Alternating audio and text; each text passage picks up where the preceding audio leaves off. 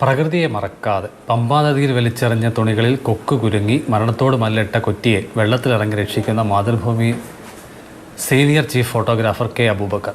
Deshabhimani photographer Jayakrishnan ഓമല്ലൂരാണ് ചിത്രം പകർത്തിയത്. 2 പേജ് മാത്രമല്ല, 7 പേജ്. 7 പേജിൽ 8 കോളം 2 വാർത്തയായിട്ടിരിപ്പുണ്ട്. ഇതെല്ലാം പറഞ്ഞാൽ നമ്മുടെ രക്ഷകൻ അബൂക്കെ കാണുന്നില്ലല്ലോ, അദ്ദേഹം എവിടെയാ? ഞങ്ങളുണ്ട്, വന്നേ താഴെയുണ്ട്. ഇപ്പോൾ എത്തും. Thank you. ഓക്കെ. അബൂക്ക കണ്ടില്ലേ? കണ്ടു. ഇന്ന് രാവിലെ തന്നെ പത്രം കണ്ടു. ഇന്നലെ തുടങ്ങിയതാണ് ഫേസ്ബുക്കിലെ ആഘോഷം, ഇപ്പോഴും കഴിഞ്ഞിട്ടില്ല. ഇല്ല, ഫേസ്ബുക്കിൽ ജയകൃഷ്ണൻ ഒരു ചിത്രമാക്കി 4 ചിത്രങ്ങളാക്കി എടുത്തിട്ടാണ്. അത് ഞാനും സത്യത്തിൽ ആദ്യം അറിഞ്ഞിരുന്നില്ല. പിന്നീടാണ് ആൾക്കാർ വിളിക്കാൻ തുടങ്ങിയപ്പോഴാണ് നമ്മൾ നടന്നത്.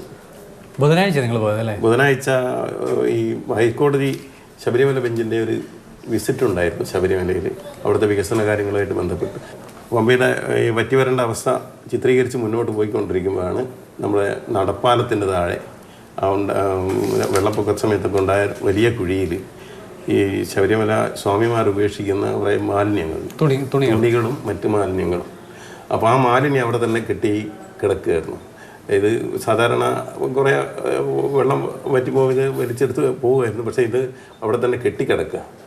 അപ്പോൾ അതിൻ്റെ പടം എടുത്തുകൊണ്ടിരിക്കുമ്പോഴാണ് ഞങ്ങൾ ഒരു ക്യാമറയിലൂടെ തന്നെ ഒരു പക്ഷി അവിടെ ഇരിക്കുന്നുണ്ട്. സാധാരണ കുറ്റി മീൻ പിടിക്കാൻ വന്നിരിക്കുന്നതായിരിക്കും എന്നേ കരുതിയുള്ളൂ.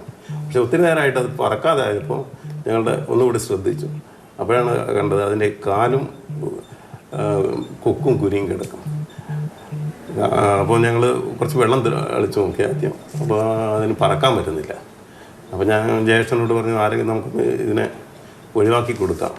കുടുങ്ങി കിടക്കാണെന്ന് മനസ്സിലായപ്പോൾ നമുക്ക് അതിനെ ഒഴിവാക്കാം. അപ്പോൾ ജ്യേഷ്ഠനോട് ഞാൻ പറഞ്ഞു, ഞാൻ ഇറങ്ങാം. മറ്റൊരു പ്രമുഖ മാധ്യമ സ്ഥാപനത്തിൻ്റെ ദേശാഭിമാനിയുടെ ഫോട്ടോഗ്രാഫർ ജയകൃഷ്ണൻ ഓമല്ലൂർ എടുത്ത ഒരു ചിത്രം വേറൊരു പ്രമുഖ മാധ്യമ പത്രം, അതായത് മാതൃഭൂമിയുടെ 1-ാം പേജിൽ പേരോടുകൂടി അച്ചടിച്ചു വന്നു എന്നുള്ള വളരെ വ്യത്യസ്തമായി ഇതിന് വ്യാപകമായ ഒരു സ്വീകാര്യത പത്ര സമൂഹത്തിൽ ഉണ്ടായിട്ടുണ്ട്.